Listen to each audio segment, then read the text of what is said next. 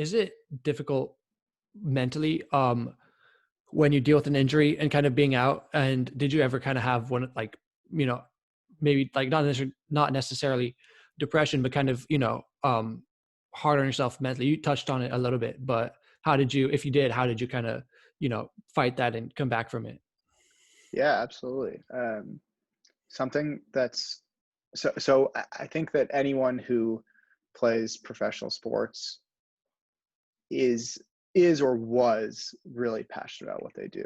And for Mhm. me, soccer was my outlet. It was what I found when I was wanting to be creative, when I needed to like get away, when I needed to get out of my Yeah. head, when I needed to get away from things in my life. So when you are able to turn that outlet into your career, it's amazing when things are going well because there's nothing better. You show up to, I mean, I showed up to work every single day when I was playing, when I was healthy, and I was happy to be there and I enjoyed it and I liked the guys and training and everything. It was great. But when things aren't going well and they're out of your control, especially with injuries where you don't even feel like you can kind of push and earn what you want, and that's your outlet, it just compounds how difficult that was.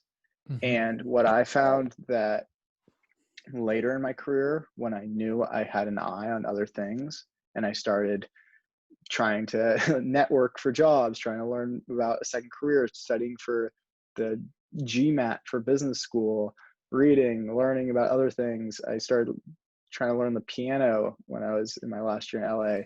Having these other like pillars to metaphorically hold this house up was what was definitely the most important thing for me. So when I went through adversity in my last year and even the last year and a half, and with injuries, it was much more manageable because I had other parts of my life to lean on, and not everything Hmm. was about soccer, even though it was what I was passionate about.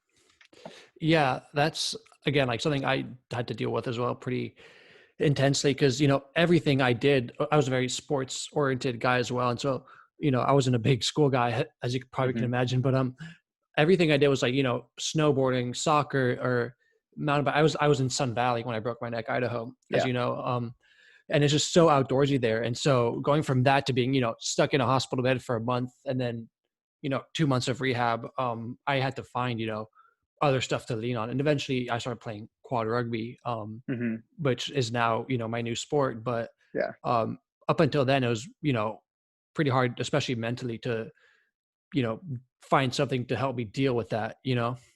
Um, but yeah, it's pretty interesting how the brain works. Hmm. Um, so professional soccer players speaking out about their mental health can be pretty powerful, I imagine. So you think players in the MLS are or feel free to kind of speak their mind about mental health, or do you think when they do, they're kind of like seen as weak, or the MLS kind of doesn't support them, if that makes sense? I don't think there's explicit pressure to not speak your mind, but I do think that professional sports still has a lot of the toxic masculine culture of don't show weakness, be tough, be mentally tough. A lot of the way you get feedback has been people yelling at you and using profanity, to put it Yeah. lightly. Um, and so, although there's been some uptake, when I was playing in LA, we had a sports psychologist that would come in every once in a while. I do think that starting to move into whether it's mindfulness practices or just open communication, trying to have some sort of empathy, these are things that I think professional sports eventually will take up. And I think it's a lot more prevalent in individual sports where you have your team of people and you can kind of build a camp around what's important to the athlete. But you definitely have to build your informal support systems. So I was really fortunate that, um, I mean, I played with a lot of amazing people, but in particular, Brad Evans and Chad Marshall, who were two of the most important players in Seattle's history, were really, really close friends of mine. And having these guys who have been through everything from injuries to national team to you kind of name it. And Brad was the captain of the club for a long time. Having people who had been through all of it and leaning on them a lot to not only get through the difficult things and learn how to cope and how to stay level, but then also just grow as a person. I felt really, looking back, that those two in particular were really impactful in my growth.